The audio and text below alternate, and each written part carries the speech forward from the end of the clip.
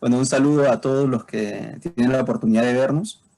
Vamos a continuar ahora con el debate y, bueno, más que todo, debate, la conversación con respecto al libro Mañana las ratas, escrito por Adolf, ¿no? Como ya habíamos hablado en las reuniones pasadas, la importancia del libro, ¿no? Porque se ambienta en Lima, y más aún en este capítulo 5, en el que se tocan temas económicos importantes. Yo creo que Adolf está poniendo ya toda su expertise y conocimiento político desde el trotskismo al que él había pertenecido en escribir ese texto, ¿no? Habíamos estado hablando hace unos días ya con Héctor y con Javier respecto a que aún Adolf no daba no se podía percibir las posiciones políticas de Adolf en el libro, ¿no? Porque se tenía una visión más literaria de esta novela y que está muy bien escrita. Pero me parece que en este capítulo 5 ya Adolf se despacha, ¿no? Ya comienza a hablar temas netamente políticos y económicos de una orientación claramente marxista, ¿no? O desde el materialismo dialéctico para entender la historia y la cuestión económica a través de la boca de Linda King, ¿no? Que es este personaje que ha venido de Norteamérica, este personaje que nace en Canadá, que vive en Alabama, en la central de esta gran empresa, y llega a Lima para ver la situación que está pasando con los católicos ortodoxos que están haciendo tambalear la estabilidad de este conglomerado empresarial que está dirigiendo los hilos de Occidente, ¿no? Como sabemos en el libro, ya se está hablando de un imperio asiático, que es básicamente Rusia y esta visión del marxismo ortodoxo de la Unión Soviética que había visto Adolf, y por otro lado este conglomerado de empresas, ¿no? A la que pertenece Linda King y a la que pertenece Treveris, que por cierto Javier había mencionado que es la ciudad natal de Carlos Marx, ¿no? No es también en vano que le haya puesto precisamente este nombre al personaje principal. Lo que yo quería rescatar ya, entrando con este tema del capítulo 5, es que ya comienzo a notar más semejanzas entre Huxley con Un Mundo Feliz, 1984 de Orwell y bueno, este libro de Mañana las ratas. Primero con el tema de la cuestión económica, el tema de los lemas, ¿no? Que también son los tres lemas clásicos como el de la Revolución Francesa, esto de la libertad, la solidaridad, la fraternidad, que en Un Mundo Feliz también se mencionan tres frases, tres eslogans, ¿no? Y también en 1984. Ahora, en el capítulo 5 yo he podido rescatar que el tema de la fidelidad está mal vista en esta sociedad futura distópica que plantea Adolf.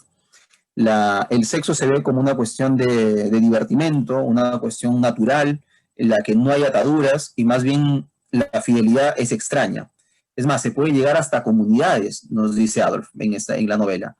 No solo es la infidelidad, entre comillas, porque no se ve como infidelidad entre el marido y la mujer, que puede ser con una sola persona, sino que hasta con dos o con tres, o si son más de tres, bueno, cuatro en realidad, si son más de cuatro, ya se forma una comunidad, ¿no?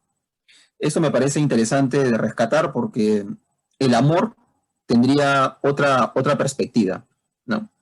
Nosotros estamos acostumbrados en Occidente a ver el amor como una cuestión de posesión, el amor como una cuestión ligada al sexo, ¿no? Y al matrimonio, ¿no? O sea, desde la religión cristiana y en Occidente se han unido extrañamente estos tres conceptos: el concepto del amor, el concepto sexual y el concepto de matrimonio. Esto lo explica también Marco Aurelio de Negri, ¿no?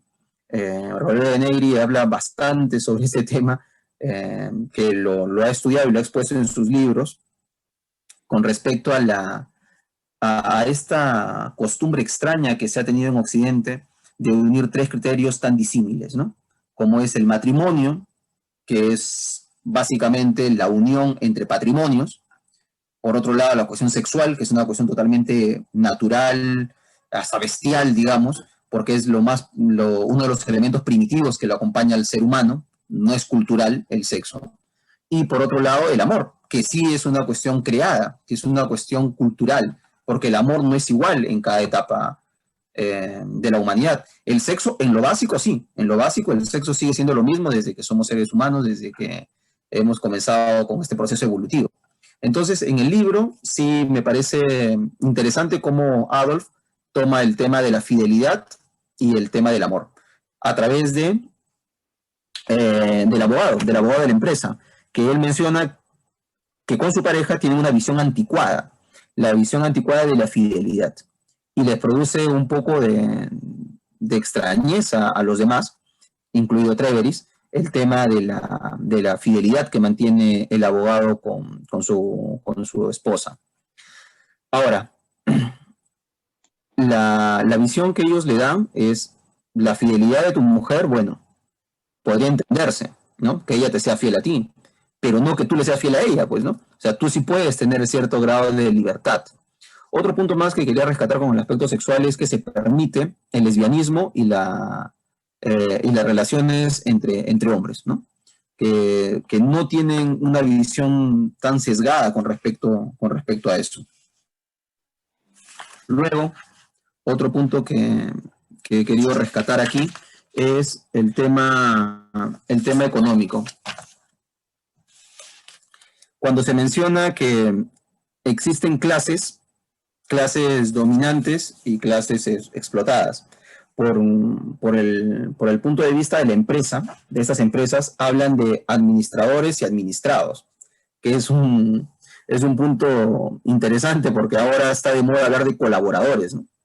Ya no de trabajadores, que eran la base precisamente de análisis de las izquierdas, hablar de los trabajadores, de la lucha de los trabajadores, de una huelga, por ejemplo, eran los trabajadores contra los patrones, o la patronal, o los dueños de las empresas, o los burgueses, ¿no? Como se les llamaba.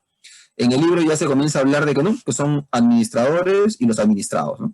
Entonces, en ese punto me parece que es una premonición de lo que estamos viendo ahora, de esto de los colaboradores, ¿no? Que las empresas comienzan a llamar colaboradores y no trabajadores a la gente que trabaja con ellos, ¿no? Que en realidad son el punto vital de su empresa. Yo creo que por ahí, para iniciar y abrir el tema y la conversación con ustedes, compañeros. Muy bien. Un saludo a todos los que nos puedan estar viendo, un saludo a César, a Javier. En esta sección pues nos reúne, como bien lo dijo César, el conversar acerca del capítulo 5 y 6 de Mañana la Rata. Sí, comparto con César también estas especies de paralelismos, ¿no?, que empiezan a existir entre estas obras, de la de Un Mundo Feliz, 1984, y Mañana las Ratas, ¿no?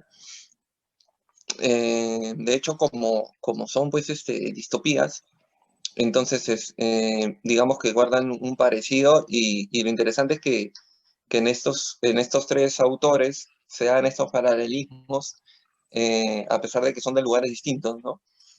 Entonces eso quiere decir de que posiblemente lo que ellos estén tomando desde sus perspectivas son cosas muy, muy humanas, ¿no? Y eso hace de que pueda haber parecidos entre las obras. Con lo que comentaba César ahorita acerca de la cuestión de lo sexual, sí, pues esta vez esta persona Crucible, creo que se apellida, Crucible pues dice, no, no, yo practico la fidelidad. Digamos que él es más o menos como, haciendo una analogía, es como si ahora se dijera, no, yo no tomo en Semana Santa. Una cosa así, ¿no? Ya se le ve pues bien anticuado, ¿no? Algo raro. Entonces es una cuestión parecida. Y me hace recordar a esta actitud de que a la fidelidad no se le vea pues como necesariamente un valor. Me hace recordar a esta cuestión de la transmutación de los valores de Nietzsche, por ejemplo, ¿no? Que él digamos, dentro de todo lo que dijo Nietzsche, él digamos, decía de que se necesitaba una transmutación de los valores. O sea, en el sentido de que él detectaba de que, digamos, por ejemplo, lo dionisíaco, que viene a ser lo sexual ahora, estaba mal visto, ¿no? Mal visto por la iglesia, mal visto por los valores, ¿no? Valores que trataban de aplacar, digamos, esconder esos instintos, o en todo caso verlos de manera mala, ¿no? De manera peyorativa. Y él decía, pero eso debería invertirse, ¿no? O sea, al contrario, debería verse lo sexual, lo dionisíaco, como algo bello, algo hermoso, algo de lo que tenemos que vivir a plenitud y sentimos orgullosos de eso, ¿no? Entonces, no tenemos por qué avergonzarnos y odiar algo que somos. Nosotros somos seres sexuales y si nosotros negamos el sexo, al final lo que estamos haciendo es odiarnos a nosotros mismos, ¿no? Algo más o menos así se puede rescatar de lo que decía Nietzsche en esta transmutación de los valores y parece que algo así Adolf se imagina, ¿no? En ese futuro, el 2034, en que por fin se había aceptado de que el ser humano, pues digamos, por decirlo de alguna manera, por naturaleza no es fiel, ¿no?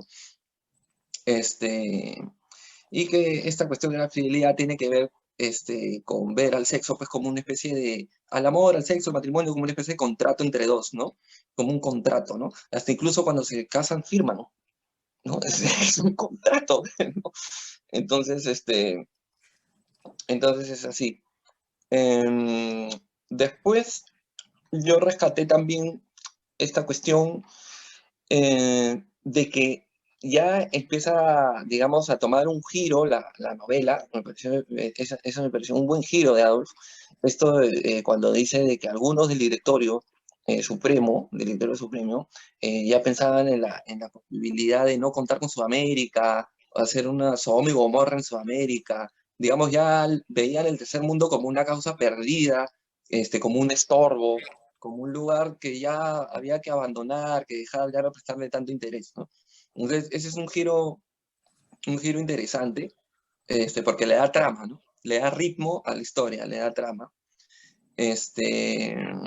Muchas veces Linda King también dice, no, esta realidad es muy distinta a la que hay allá, tal vez el sistema que hay allá no pueda darse aquí, ¿no?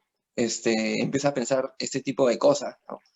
Y habla de algo también interesante, que es de este famoso Centro de Computación de California, ¿no? Esta computadora había sacado algunas deducciones con respecto a lo que estaba sucediendo en Sudamérica, ¿no? En este directorio regional, ¿no?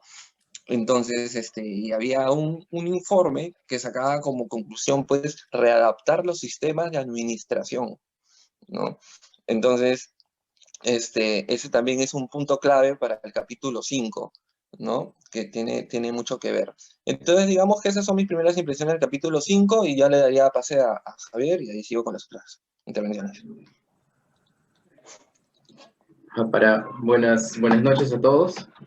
Buenas noches a los que nos están viendo y a los que nos pueden ver. Yo voy a comentar algunos otros puntos que también he podido rescatar de esta parte o este capítulo. Algunas cosas que me llamaron la atención, aparte de los puntos que ustedes han mencionado, son algunos detalles que menciona en este capítulo. Por ejemplo,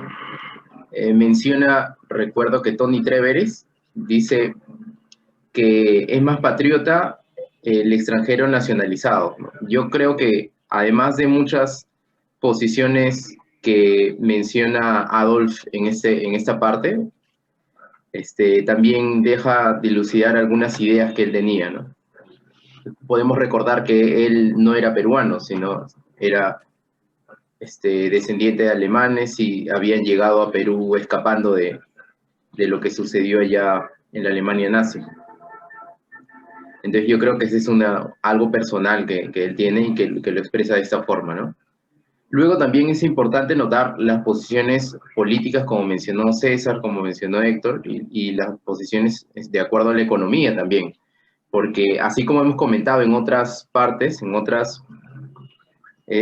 la primera parte en la primera y segunda parte de nuestra conversación sobre Mañana las ratas, vuelve a afirmar que el movimiento ciego de la economía es aquel que mueve todo el mundo, incluso en este universo de Mañana las ratas, ¿no? Menciona que los cambios de sociedades se dan para que un grupo de poder vuelva a manejar toda la sociedad, ¿no? También mencionan que se ha fusionado la economía y la política. Y también deja clara una crítica de Adolf hacia lo que conocemos como el comunismo.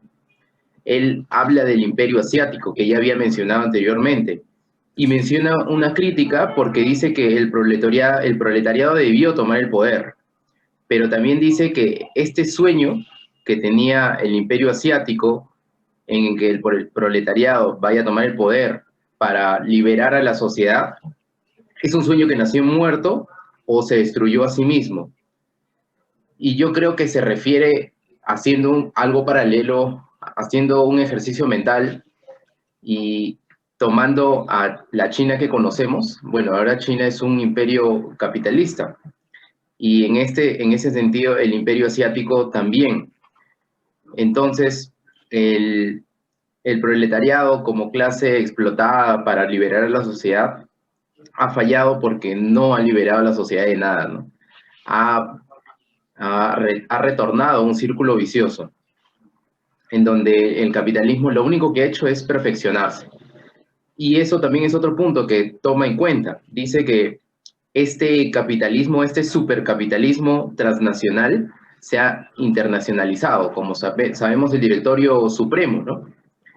Dice que este ya no solamente maneja el trabajo de los hombres, sino su mente y su tiempo. Y además de que este supercapitalismo es flexible y adaptable. Y nosotros podemos podemos recordar que la historia de toda esta sociedad capitalista ha sido una historia de adaptabilidad, ¿no? Cada movimiento que alguna vez ha surgido para tratar de cambiar las cosas en distintas épocas, siempre se ha transformado en parte del capitalismo, ¿no? Se puede vender, se puede comprar. Por ejemplo, la misma idea que mencionan aquí Adolf acerca del amor libre, acerca de una libertad sexual y un amor liberado de celos, de posesiones, de exclusividad, también de alguna forma ha sido una revolución en los 70, por ejemplo, con los hippies, o quizás en distintas épocas de la sociedad, pero también llega a ser de alguna forma una moda o algo superficial, ¿no? Menciona que esta libertad sexual que hay en esta sociedad se dio a partir de la revolución de los anticonceptivos y el feminismo. Y me parece muy acertado de Adolf haber imaginado este tipo de sociedad con este tipo de tabús resueltos en un futuro, y que ahora estemos viviendo algo parecido, por así decirlo, ¿no? Por ejemplo, con el tema del aborto. El tema del aborto es un tema muy controversial, precisamente por ideas religiosas. Y también lo menciona aquí Adolf. De alguna forma dice que esos tabús son llevados por la educación cristiana, judio-cristiana que todos hemos tenido. Y bueno, esos son la mayoría de temas que he sacado hasta ahora. Voy a dejar lo demás para mi siguiente participación. Bueno, para continuar con los aportes, ¿no?, que hemos sacado de este capítulo 5, yo quisiera mencionar una relación que hay entre estas distopías, ¿no? Hemos tenido posibilidad en este círculo de lectura poder leer a Orwell con 1984 y a Huxley con Un Mundo Feliz. Paralelamente, yo he leído otro libro, el de Fahrenheit 541 de Bradbury. Esos libros, y ahora el de Mañana las ratas, tienen algo en común, no solo la distopía, sino que los personajes terminan enamorándose. O sea, siempre hay un romance entre un hombre y una mujer, ¿no? En el último libro que hemos podido conversar y debatir en este círculo de lectura, y espero que los hayan podido ver los videos, se habla pues de Winston y de Julia, ¿no? Que son los personajes que conducen más o menos la lectura y el amor entre ellos, la relación que hay entre ellos. Ahora también está apareciendo Treveris con Linda King, que también es una relación que está marcando ya desde hace 2 capítulos el derrotero, pues, el derrotero central, digamos, de estos dos personajes, está llevando a cabo la conducción del libro, de la novela. Por otro lado, en Fahrenheit 541 también es la conducción es por un bombero, que en realidad los bomberos eran los que incendiaban los libros en esta novela, que conoce una chica, una joven, de la cual también se enamora, ¿no? Y es la relación que hay entre los dos la que va conduciendo la novela. Entonces, y Un Mundo Feliz también, ¿no? También hay una relación ahí de amor, pero que había sido violentada, digamos, por haberse ido de viaje a una zona de los salvajes, ¿no? Y haber quedado ahí perdida una de la personaje principal, que se queda perdida en el bosque, ¿no? Entonces, en estas distopías hay ese punto de estos escritores que ven que el amor todavía tiene un punto fundamental en el ser humano, ¿no? Y aquí en Mañana las ratas también, a pesar de que todo está sexualizado en esta distopía, en esta sociedad futura, el amor o el enamoramiento también se da entre esos dos personajes principales y va a moverle el piso a Treveris, pensando en llevar a su familia al norte de América, a la central, para poder tener su amorío libremente, pues, con Linda King. Y Linda King también se enamora y hacen la pregunta, ¿es posible enamorarse en un solo día, en 24 horas? Entonces, pues yo tengo algún amigo ahí que se puede enamorar hasta en 2 horas en un bar. Entonces, no sé si puede ser posible esto de que en un día se puedan enamorar, como está planteándose aquí en la novela. Otro punto que quería rescatar era lo económico y lo político, y el marxismo que se puede deducir de las palabras de Adolf. Cuando habla del movimiento ciego de las fuerzas económicas, que también Javier lo había mencionado, que Marx lo menciona, Marx y Engels en el Manifiesto Comunista, cuando habla de que el capitalismo es como un mago que ha liberado todo su poder y no tiene cómo controlarlo. Ha liberado estas fuerzas ciegas. Es la mano invisible de Adam Smith, ¿no? Que es esta mano invisible que va regulando la economía. Entonces, vemos allí que la economía juega un papel fundamental en el libro de Adolf y que la economía se ha transformado en la nueva política, ¿no? Que la política está supeditada al factor económico empresarial. Pero si vamos más al fondo del asunto, podemos detectar que lo que hacen en estos directorios no es administrar las empresas, es administrar la vida de las ratas, de los ciudadanos, que es política en realidad. Entonces Linda King ya se está poniendo a pensar eso. Está diciendo, oye, lo que nosotros estamos haciendo aquí como empresa no es política, y si es política, ¿no será que en algún momento nos puedan derrocar? Y se hace la pregunta, ¿no? Se hace la gran pregunta de si va a ser permanente este sistema. Si todo sistema es permanente o este sistema también puede ser derrocado, dice ella, ¿no? Y se deja entre signos de interrogación. Es decir, un miembro alto de este conglomerado de empresas está poniendo en tela de juicio la existencia del sistema de manera permanente. Está diciendo que puede ser derrocado, que pueda terminar este imperio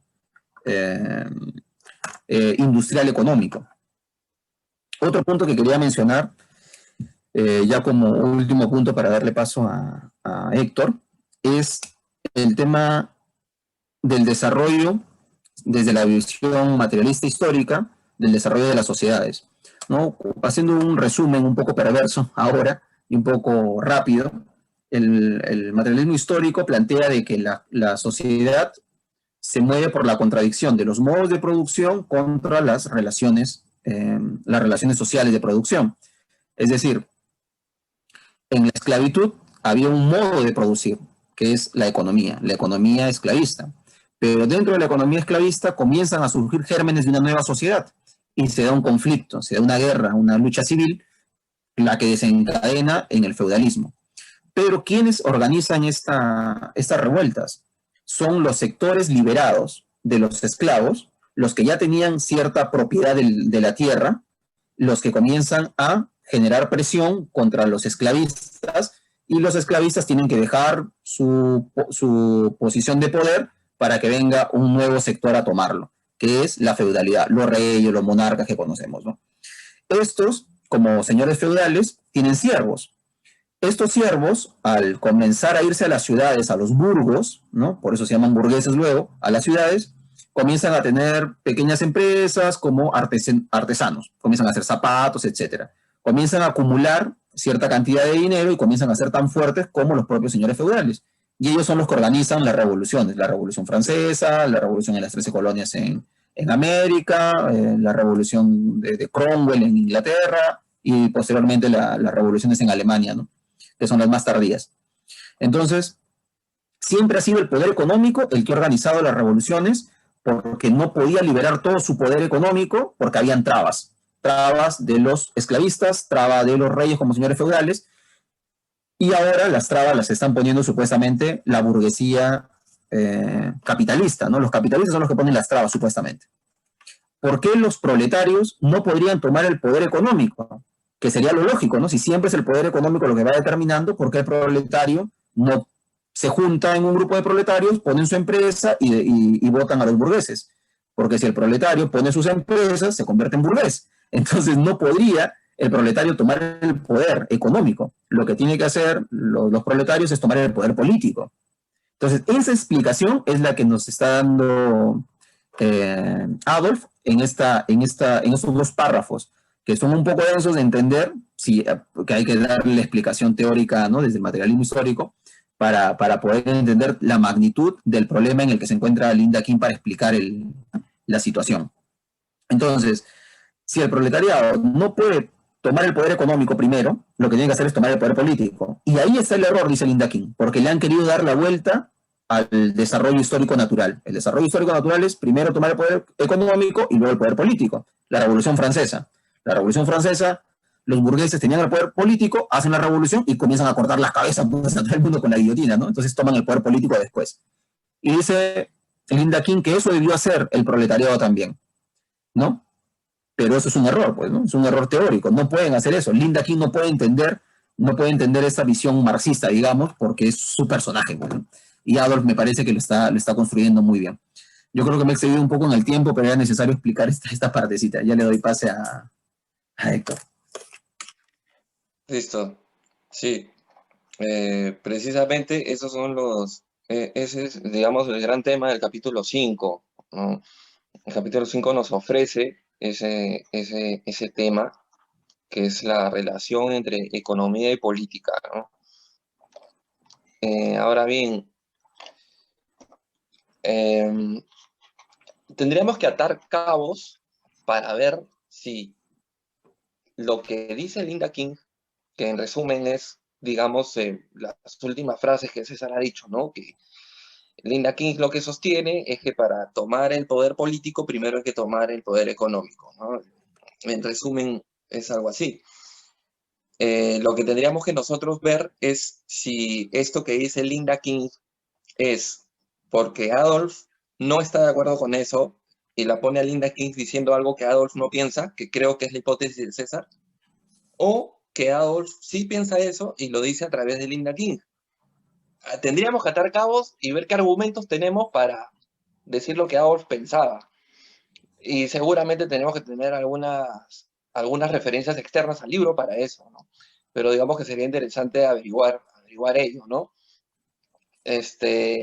Porque tiene mucho que ver con la frase que dijo Javier, por ejemplo, ¿no? Que cuando citó que decía que el comunismo había nacido muerto, ¿no? Nació muerto porque como, claro, no tenía poder económico, entonces, ¿qué cambio vas a hacer, no? Primero tienes que tener poder económico para hacer el cambio político. Eso es, ¿no? De boca de Linda King.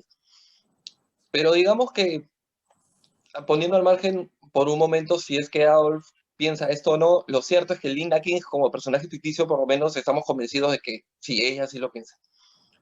Entonces, y esto viene relacionado con que el informe de la computadora de California lo que dice es que se están creando nuevas burguesías dentro de las ratas. Las ratas están creando nuevas fuerzas económicas, burguesías, se están volviendo más fuertes como una sociedad porque los han aislado tanto de que ellos mismos han sobrevivido como han podido y han empezado a ver formas de sobrevivir y eso les ha dado fuerza. Entonces le da personas, trabajo, entonces hay un nuevo, digamos, una nueva fluidez económica dentro de ellos, entonces se han hecho como una isla un poco poderosa que está tomando más fuerza cada vez más y se vuelve más peligrosa para el directorio regional. Y es algo que es, digamos, es algo que ve Linda King y que Treveris no ve, ¿no? Treveris sigue pensando de que esas son ratas solamente, ¿no? No les da mucha importancia, no les tiene mucho temor, pero Linda King con el informe de la computadora de California dice, no, sí, ten mucho cuidado, ¿no? Ten mucho cuidado porque ellos se están volviendo más fuertes. Y lo que sucede ante esto es que hay una opción, ¿no? Que tiene que ver con precisamente los lemas que tiene el Directorio Supremo. Que los lemas pues eran internacionalismo, libertad y consenso. ¿Cómo entender consenso? Prácticamente nos responde a esa pregunta Linda King al hablar con Treveris, que eso ya me parece que es el capítulo 6, pero los capítulos están tan vinculados que podemos hablar de los dos casi al mismo tiempo, ¿no? Entonces, Linda King le dice a Treveris, ¿no? Le dice, hay que hacer consenso con ellos, hay que pactar con ellos, ¿no? Porque se están volviendo un enemigo más fuerte, entonces hay que crear lazos en los que ellos se sientan, digamos, contentos, nosotros contentos, pero obviamente ellos los que más ganan, ¿no? Eso va a ser siempre, porque son supercapitalistas, ¿no? Entonces, si el capitalista no más quiere ganar, imagínate los supercapitalistas, ¿no? Entonces, pero quiere crear ahí un lazo, un consenso, un pacto, ¿no? Ahí hacer un arreglo, digamos, ¿no? Que todavía no han dicho exactamente qué es, pero digamos esa intención la deja entrever Linda King, ¿no? Que va a haber un consenso entre ellos. Entonces, digamos que ese es el punto de consenso me llamó bastante la atención en ese capítulo, ¿no? Así que bueno, ya le daría pase a Javier y continuamos.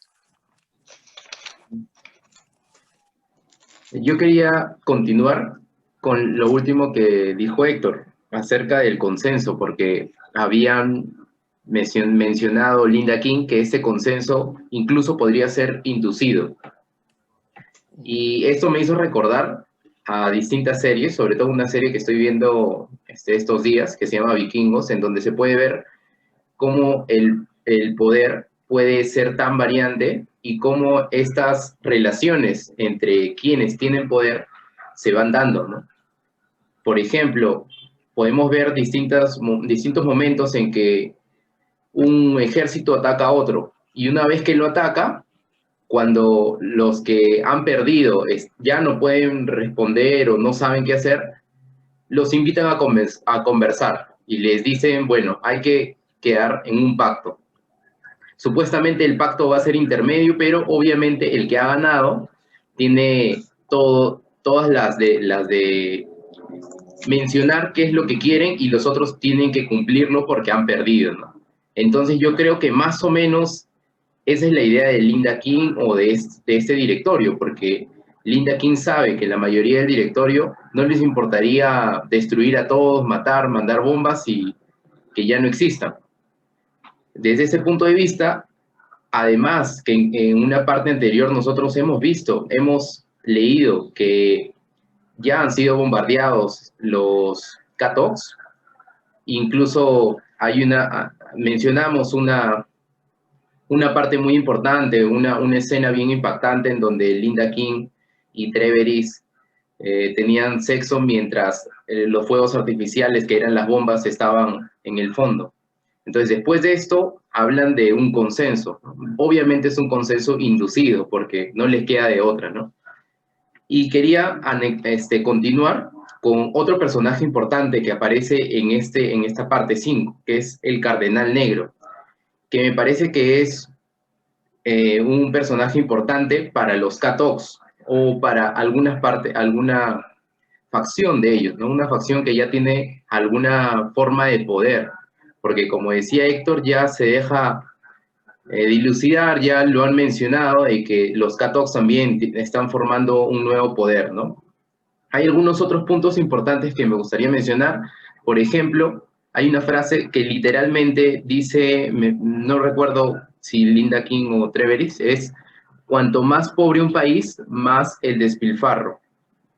Me parece también muy acertado de Adolf el ponerle a sus personajes estas ideas, porque es lo que sucede en la actualidad, seguramente desde el tiempo de Adolf y desde antes continúa esta situación. Los países más pobres normalmente son los que tienen más recursos y son los que son más exprimidos, donde hay gente que está muy mal, ¿no? A pesar de que tiene recursos, ¿no? Vive muy mal. Y eso es lo que pasa en Lima, en el universo de Mañana las Ratas. Otro punto importante es que Adolf sigue mencionando algunas partes de la tecnología que me parecen también muy acertadas en su idea del futuro.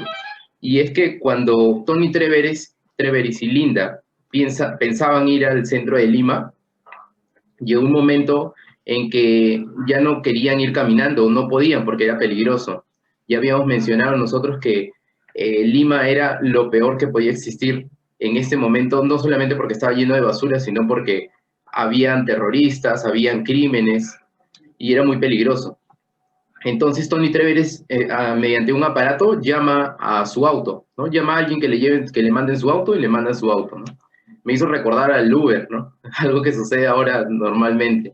Pero en este tiempo, en el tiempo de Adolf, todavía no había Uber, ¿no? Uno podía llamar al taxi, pero desde tu casa, ¿no?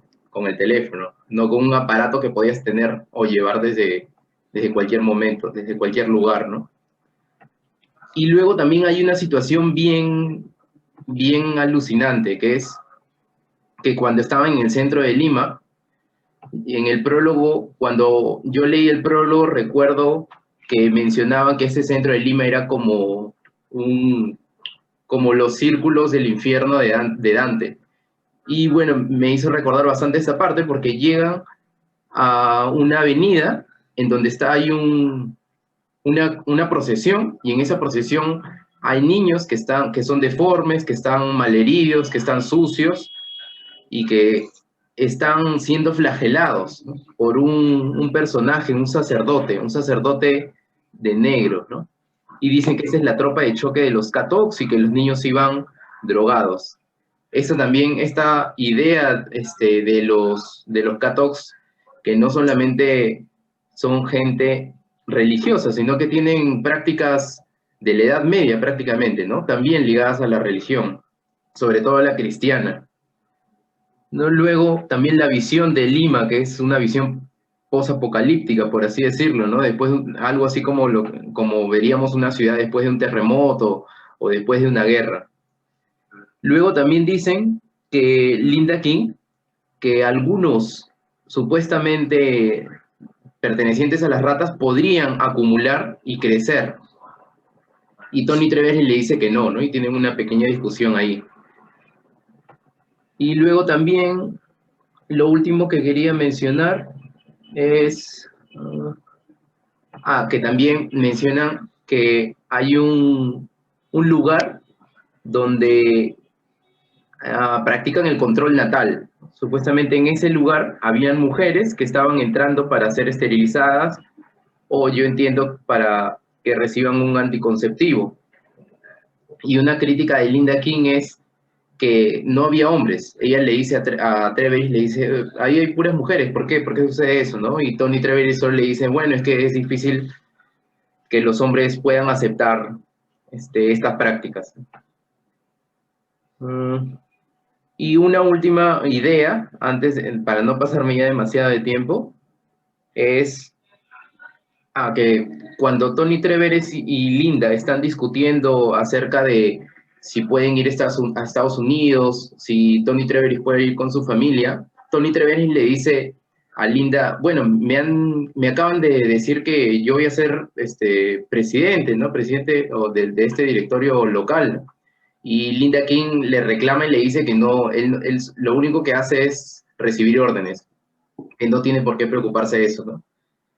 Se pelean y se quedan enemistados por un tiempo, ¿no? Bueno, esas son las ideas que había sacado. Listo. A ver, le paso a Héctor. César. A César, ¿no? A César, sí. Entonces, lo que yo quería mencionar era lo que estaba hablando ahora Javier, en el tema de la acumulación que pueden tener estas ratas, ¿no? Se habla mucho de lo artesanal ahí, y a mí me parece que Adolf está hablando de la acumulación originaria, porque también se menciona en una parte de la acumulación originaria, ¿no? Sabemos que la acumulación originaria de capital para Marx es con la circunnavegación del África, descubrimiento de nuevas rutas hacia las Indias y el descubrimiento de América, ¿no? Las explotaciones de minas en México y en Bolivia y en el Alto Perú.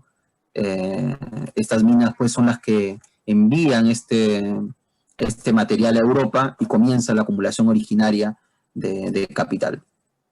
Recordemos que el capital no es solo pues dinero ni el oro, porque en realidad el oro es una piedra más. Lo que sí importa es la relación que puede establecerse entre los seres humanos, dándole un valor a ese oro. ¿Por qué? Porque el oro tiene una fuerza de trabajo invertida para poder sacarlo, porque es complicado sacar el oro, ¿no? Si fuera complicado sacar una piedra de mar, pues sería el reemplazante del oro, esa piedra de mar, porque sería más complicada sacarla, como el espóndilo, por ejemplo, para los incas, ¿no? Entonces el valor de las cosas está en la medida de la fuerza de trabajo que se le imprime para poder producirlo o para poder sacarlo. Viendo en las ratas, se ha comenzado a crear un mundo paralelo, un mundillo económico paralelo, artesanal, en el que ya comienzan a hacer cosas artesanales, digamos, vasijas, zapatos, instrumentos, de los cuales comienzan a intercambiarse y a venderse. Entonces se comienza a generar un mercado paralelo, lo que había en el Perú en los años 80, ¿no? Entonces, el gran sistema de estas empresas, este conglomerado empresarial, está engendrando una capa inferior, pero no una capa proletaria desposeída, sino una capa de burgueses embrionarios o pequeños burgueses que están generando ahí un tema de una industrialización pequeña. Por eso Linda King habla de que primero deberían tomar el poder económico, y las ratas están teniendo poder económico. Ya no son unas ratas desposeídas y como el proletariado para la revolución comunista, digamos, ¿no? Que es la visión ortodoxa del marxismo, que el proletariado, como no tiene nada que perder, solo sus cadenas, tendría que hacer la revolución vía políticamente hablando, no económicamente hablando. Pero Linda King está viendo que las ratas allí están generando un nuevo poder económico, y este poder económico sí va a poder destruir a este gran poder económico que ya existe como empresas o conglomerado empresarial. Y ahí sí se estaría cumpliendo, según el pensamiento de Linda King, el desarrollo natural de la sociedad, que es tomar primero el poder económico y luego el poder político. Y estas ratas están generando un poder económico para luego, a través de los catox, que son, digamos, su brazo político de las ratas que están generando poder económico, poder derrocar a este sistema dirigido por este conglomerado con ideas más liberales, digamos, ¿no? Sexualmente hablando, etcétera. Mientras que las ratas están generando un poder económico con una visión ideológica más conservadora, no católica, ortodoxa, digamos. Y también marxista, porque menciona que son marxistas y también católicos ortodoxos. Ahora, hablando ya del tema de las posiciones que pueda tener el autor, yo creo que sí el autor tiene una posición marxista, ¿no? Porque, como nos había dicho Javier, había sido trotskista, ¿no? Y los trotskistas, pues, son del ala marxista, ¿no? Hablando de política, de teoría política. Otro punto que quería rescatar yo es el tema del internacionalismo, el internacionalismo proletario, ¿no? Para los trotskistas también el internacionalismo proletario es un punto fundamental, ¿no? Para la revolución proletaria. Por otro lado, se le contrapone el internacionalismo comercial, que dice Linda King, ¿no? El internacionalismo proletario con base ideológica política, y por otro lado el internacionalismo de las empresas, que viene a ser el imperialismo, ¿no? Que se menciona también aquí en el libro. Linda King se sorprende al decir que Lenin, ¿no? Vladimir Ilich, hablaba de un imperialismo pero incipiente. No había visto cómo las empresas no solo controlaban el poder económico y a través de sus partidos políticos controlaban la política en los países. Lenin se hubiera sorprendido al ver que ya no necesitaban partidos políticos, que ya las empresas mismas, sin partidos políticos, podían dirigir los países. Ese es el meollo del asunto de este libro, ¿no? De Mañana las ratas. de que ya los partidos políticos no son necesarios, sino que lo necesario son que las empresas administren bien. Y eso es lo que quieren los libertarios actualmente. Que no haya Estado, que el Estado se extinga o se destruya para que las empresas puedan controlar y los individuos puedan dirigir sus vidas de manera libre, ¿no? Libre entre comillas, porque en realidad las empresas van a poder hacer lo que les dé la gana con este sistema, ¿no? Luego otro punto que quería rescatar. Linda King dice que no hay sistemas inderrocables o indestructibles, que siempre hay un punto en el cual puedan ser derrotados. Esa es una visión de Adolf, evidentemente una visión dialéctica de que nada es para siempre, todo fluye, todo cambia, como de Panterrey, ¿no? de Heráclito, que todo está en movimiento, nada puede ser estable, nada puede quedarse eternamente. Otro punto es lo que mencionaba Javier, que ya comienza a aparecer un personaje principal para la novela, que es el Cardenal Negro, ¿no? Que va a ser el representante o el vocero de los Catox y de las ratas, ¿no? También se menciona un personaje como Asimov. Recordemos que es el escritor de ciencia ficción, uno de los más conocidos a nivel internacional, es Asimov. Y menciona que Asimov se quedó corto, porque él había inventado todo un mundo de tecnología y de robots que en realidad solo servían para el sexo, como menciona Adolf, y para un punto más, solo era para, y para el tema de esta gran computadora política, ¿no? Luego, que el amor y el sexo van en caminos paralelos, pero muy pocas veces confluyen, ¿no? Que es una situación también extraña, ¿no? Porque las relaciones de pareja en realidad son así, ¿no? Son amor y sexo, pero con el tiempo se van desgastando y va quedando solo el amor, digamos, y el sexo va siendo cada vez menor, ¿no? Luego, ¿se puede amar a más de una persona a la vez? Esa es una pregunta que se hacen muchas personas y también Adolf introduce aquí ese tema. Cuando se menciona de que en esta sociedad futura distópica de Lima, el amor está visto como que yo puedo dejar a una persona y estar con otra, pero no dejar de amarla, o sea, poder amar a dos personas a la vez. De Negri también en su libro Miscelánea Humanística menciona eso, ¿no? De que puede un ser humano amar a dos personas al mismo tiempo, y estamos hablando de amor romántico, no el amor paternal o fraternal, ¿no? El amor romántico puede existir en más de dos personas o para más de dos personas. Otro punto más que quería rescatar era los puntos que Adolf, o los temas que Adolf está preveyendo, ¿no? Hacia futuro, como es el tema del celular, cuando llama precisamente a que le traigan el auto. Es casi un celular, ¿no? Es un aparato del cual habla por teléfono y manda a traer el auto. Ese es uno. Otro punto más es el tema de los ambulantes, que hay una gran revolución de ambulantes, dice, ¿no? O comerciantes, o pequeños comerciantes en Lima. Esto en los años 90 se ve con Andrade. El alcalde Andrade vota a los ambulantes de Lima que ya habían tomado desde los años finales 70, 80, inicio de los 90, los saca del centro de Lima, y hay una gran revolución en Lima, precisamente. En el centro de Lima hay conflictos entre los comerciantes, hay enfrentamientos directos contra los municipales, hay cabezas rotas, hay de todo, para poder desalojarlos. A mí me parece que Adolf se adelanta ahí a la situación, y sí hay un tema de premonición allí, ¿no? De Adolf, igual que con los celulares. Otro punto más, la esterilización. Hay un lugar donde se esterilizan a las mujeres. No recuerdan a Fujimori haciendo esterilizaciones también. A mí me parece que eso también es un punto en el que Adolf acierta, ¿no? Adelantándose al tiempo. Y otro punto más que se adelanta Adolf a la historia es el tren eléctrico. El tren eléctrico inconcluso, que luego Alan en su primer gobierno, Alan García construye el tren eléctrico y lo deja a medias. Deja solo los cimientos, ¿no? Y los huecos en todo Lima, y nunca lo hizo.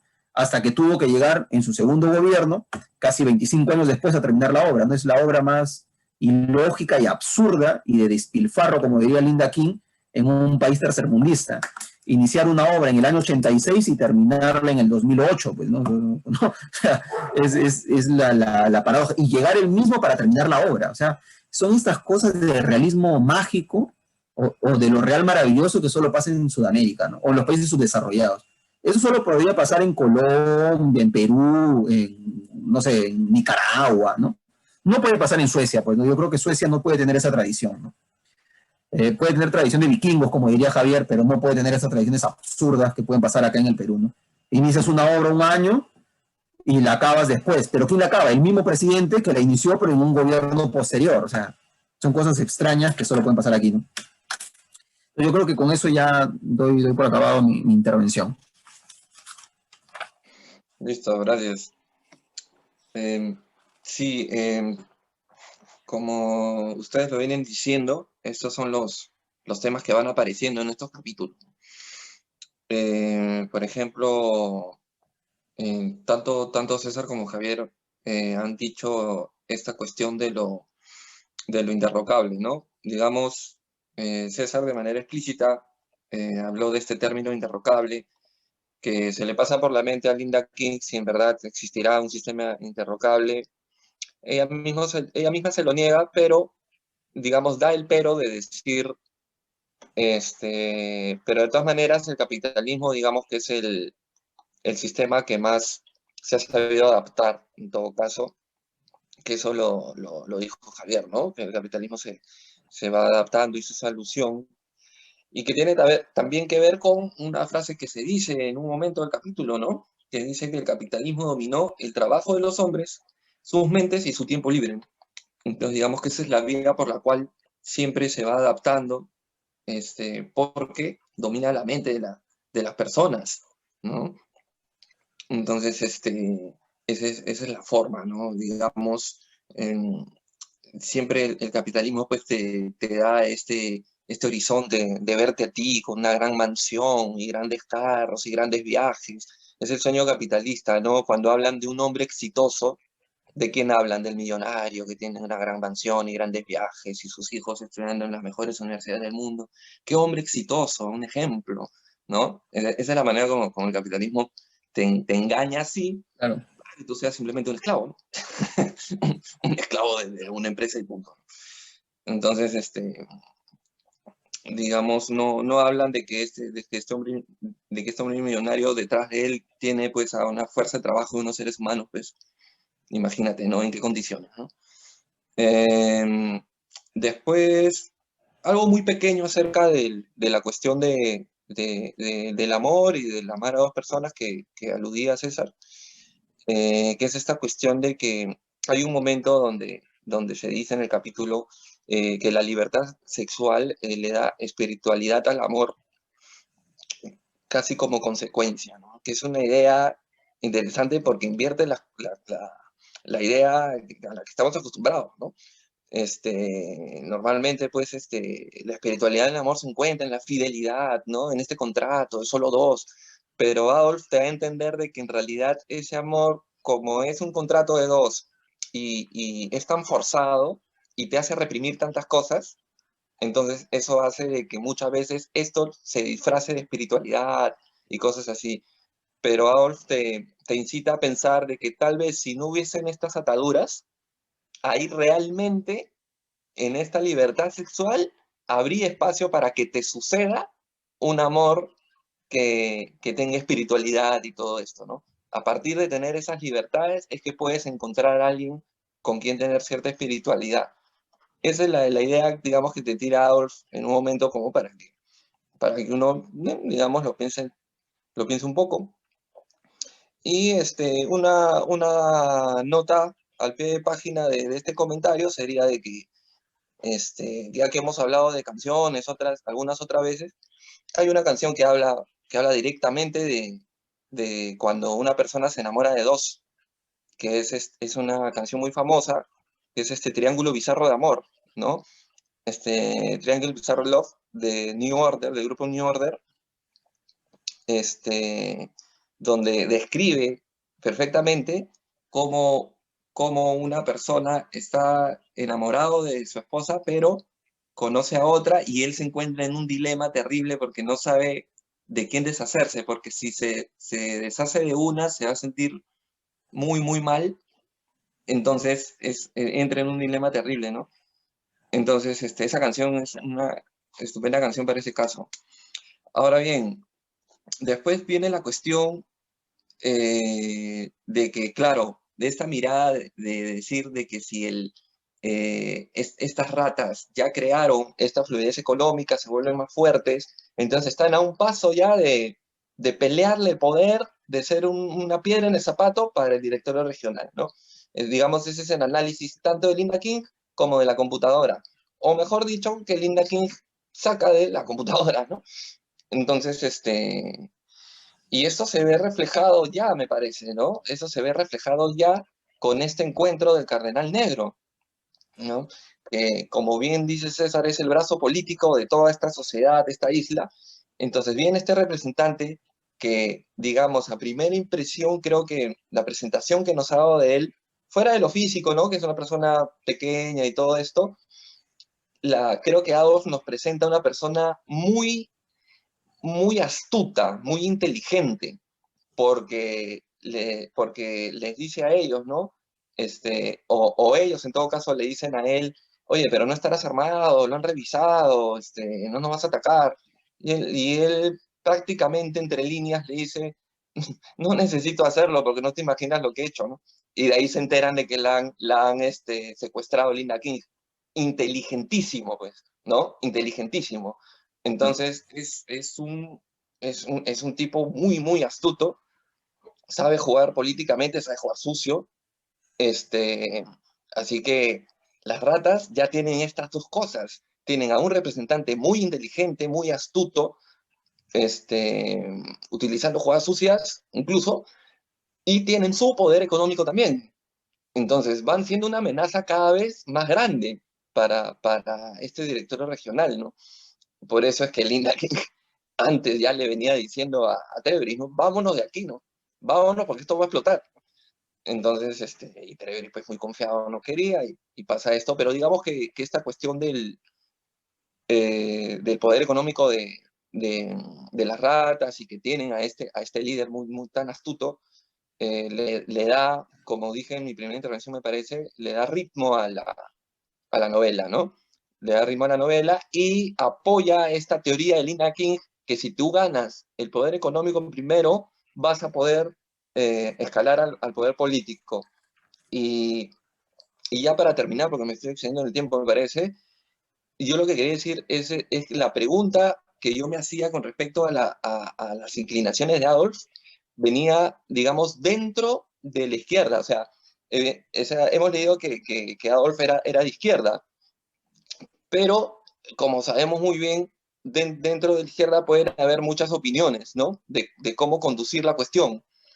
Entonces, yo al leer esto, y tanto lo describe Linda King de manera tan detallada, o sea, tanto trabajo se tomó Adolf de poner en los labios de Linda King varios párrafos hablando de esta cuestión, de la relación de lo político y lo económico, que lo económico se debe ganar primero antes que lo político. Digamos, tan elaborada es digamos, este discurso que a mí me dio la impresión de que dentro de la izquierda que está Adolf dice, la manera de que la izquierda hubiese podido ganar era primero siendo fuertes económicos para después ser fuertes en lo político. Claro que César ya puso el pero, ¿no? Y dijo, pero eso no podría ser, ¿no? Es un poco contradictorio, digamos, pero eso es lo que me sembró la duda. O sea, ya acabo, yo me estoy yendo horrible del tiempo, pero acabo con esto.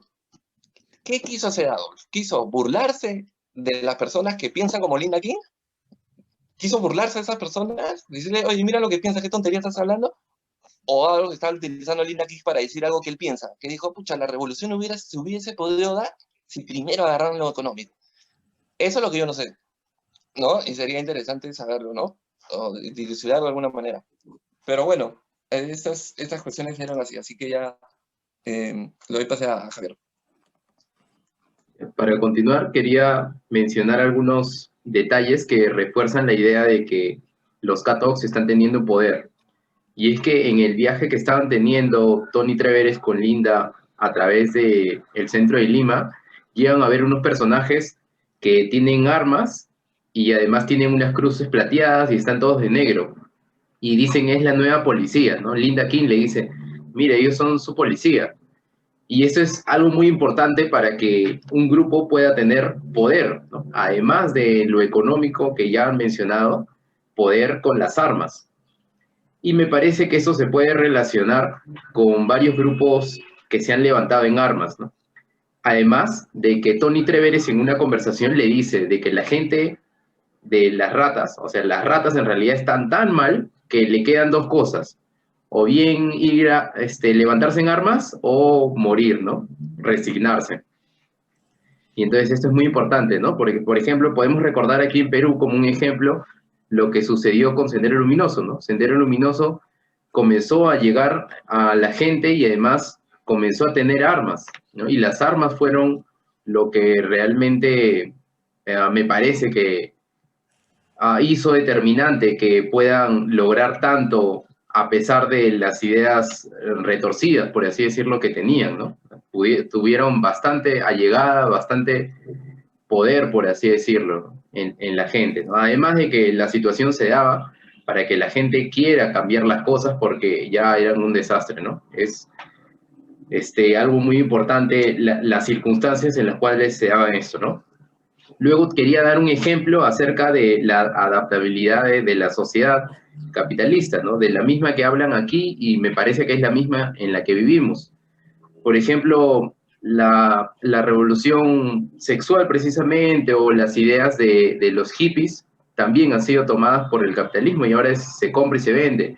O por ejemplo en la música, el punk o el hardcore nacieron como una crítica a la sociedad, ¿no? Se vestían distinto, todo, y ahora te venden un vivirí roto con parches a tal precio y ya no estás en contra de la moda, es una moda más, ¿no? Ya no estás en contra de algo. Entonces, ese tipo de cosas nos hacen ver que el capitalismo es muy adaptable. Y podemos ver un ejemplo muy reciente en lo que hemos vivido, ¿no? Hace poco, en algunas conversaciones, hemos criticado de alguna manera lo que fue la generación del Bicentenario. Esto ha nacido como algo, como un movimiento en contra de una dictadura que duró poco, felizmente, pero sirvió para poder terminar con esta dictadura de una semana. Pero este movimiento ya ha sido adaptado por la sociedad, ¿no? Por la sociedad capitalista y de alguna manera por la izquierda para ganar votos para las elecciones que se vienen.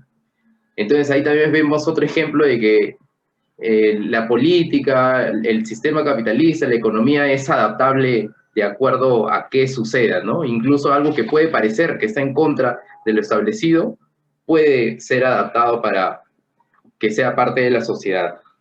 Me parece también que Adolf hace presente algunas críticas feministas a través de Linda King. Ya había mencionado yo anteriormente que Linda King le recriminaba a Tony Treveris de por qué no habían hombres que se iban a esterilizar también. Pero luego le hace una crítica más fuerte en esta pelea que tuvieron porque Linda King le decía que se vaya con ella, ¿no? Le dice que si le da vergüenza que ella sea superior siendo mujer. Y Tony Treveris le dice como que no tanto, ¿no? Algo así. Pero ya planteó la crítica, ¿no? El hecho de que una mujer tenga un puesto muy importante le puede dar vergüenza a un hombre, ¿no? Y ella especifica que es un hombre machista, ¿no? O latino, ¿no? Por así decirlo. Le da esta connotación. Otra cosa, como último detalle, es el hecho de la guerra civil que sucedió a partir de guerras por los ambulantes, prácticamente por un movimiento económico, por así decirlo, ¿no? Más que los ambulantes fue una guerra entre los centros comerciales y los ambulantes, eso fue lo que yo entendí. Y esto desató una guerra civil, y esta guerra civil fue la que destruyó Lima y la ha dejado en una Lima apocalíptica, por así decirlo, ¿no? Me parece que estas dos partes han sido muy importantes en la novela.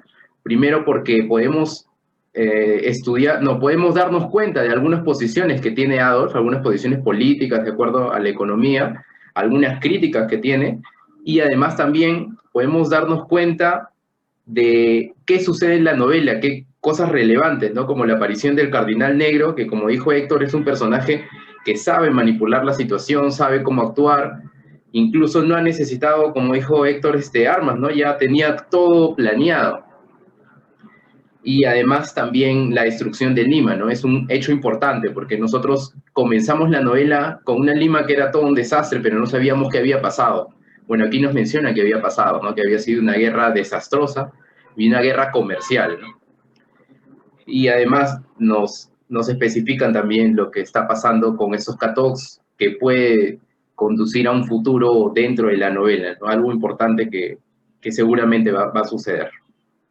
Bueno, con eso doy concluido mi última participación y bueno, ya podríamos comentar entre nosotros si es que hay algo más o ya para... Bueno, yo sí quisiera mencionar solo unos puntos, los últimos, con respecto a eso, es de la visión de izquierdas, ¿no?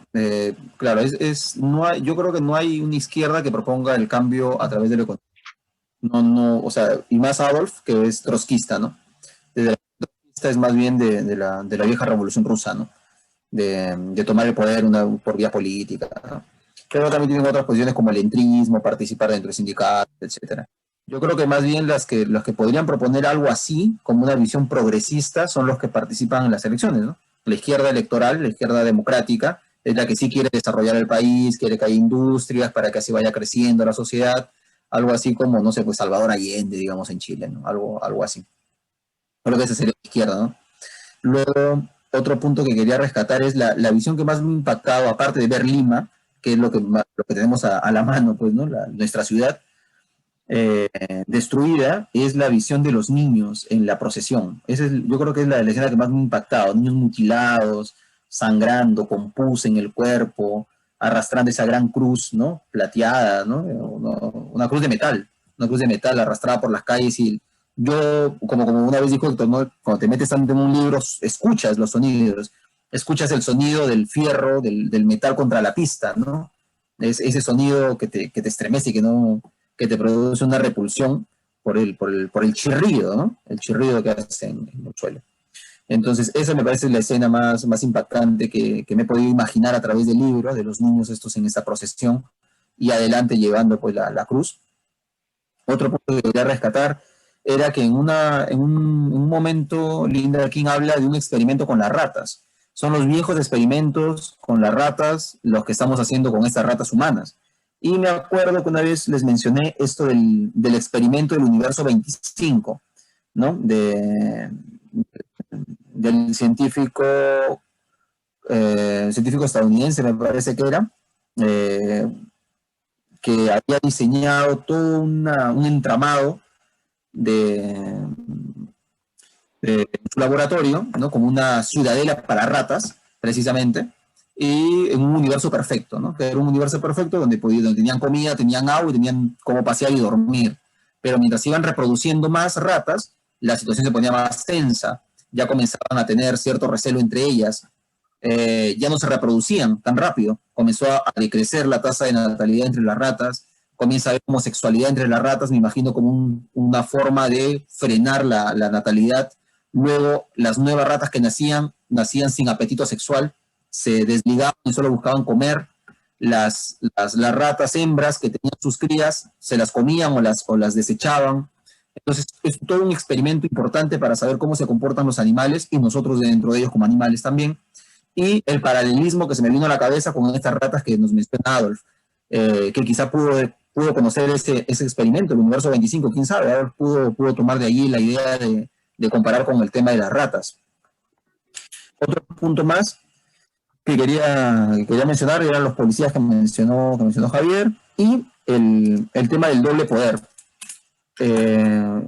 Cuando un proceso insurgente, revolucionario, como se le quiera llamar, está a punto o sea, cuando comienza a surgir estos movimientos, como la Revolución Francesa, por ejemplo, o la Revolución Rusa, llega un momento en que se establece un doble poder.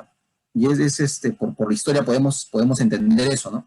Existe el poder estatal, el poder del Estado, que quiere mantener las cosas tal cual están, y un poder nuevo que trata de romper este poder antiguo. Pero ambos están en en igualdad de condiciones, atacándose. Se genera un doble poder, un poder que quiere mantener las cosas como están y un poder nuevo que quiere destruirlo. Y me parece que a eso va Adolf cuando habla de que hay policías con la cruz en el brazo, la cruz plateada, que hay comerciantes y pequeños artesanos que están generando un nuevo poder económico. Está surgiendo un nuevo poder dentro del viejo poder, dentro del viejo Estado, ¿no? De este Estado del conglomerado empresarial, que le va a hacer en algún momento una contraposición y van a entrar en fricción directa, que ya se está viendo con el Miraflores, que pasó ello, el secuestro de Linda King, las conversaciones, porque Linda King les había dicho, oye, tenemos que hablar con porque hay que consensuar, porque ya se nos están viniendo encima, nos están ganando. Es decir, el doble poder. Y ese doble poder es básicamente analizado por una izquierda en Europa, ¿no? Por la izquierda bolchevique, por la izquierda del trotskismo, por la izquierda de Bórdiga, de toda esta gente de la izquierda comunista que se le conoce, ¿no? Que hablan de este doble poder y hasta qué punto puede ser tomado. A mí me parece interesante cómo Adolf ha comenzado a introducir estos temas teóricos de manera muy creativa a través de la novela. Me parece importante que se haya hecho esto de manera tan lúcida. Y creo que eso sería ya lo último que quería mencionar con respecto al libro. Listo, muy bien. Con eso podemos concluir. Yo creo que sí, podemos concluir con eso, pero que se sumen vamos a tener algunos videos también con respecto a Hildebrand, ¿no? Que no solo vamos a tener esos debates y conversaciones de los libros, sino que estamos abriendo un tema más paralelo, más de visión de realidad nacional con respecto al semanario Hildebrand en sus 13. Vamos a leer la columna y vamos a entrar a conversarla y a tratar de encontrar ciertos aportes que podamos darle a estas columnas del periodista, pues, César Hildebrand, ¿no? Yo creo que con eso y bueno, y escríbanos y síganos, ¿no? A ver a los videos. Denle like, suscríbanse y nos vemos la próxima. Chao. Nos vemos. Hasta la próxima.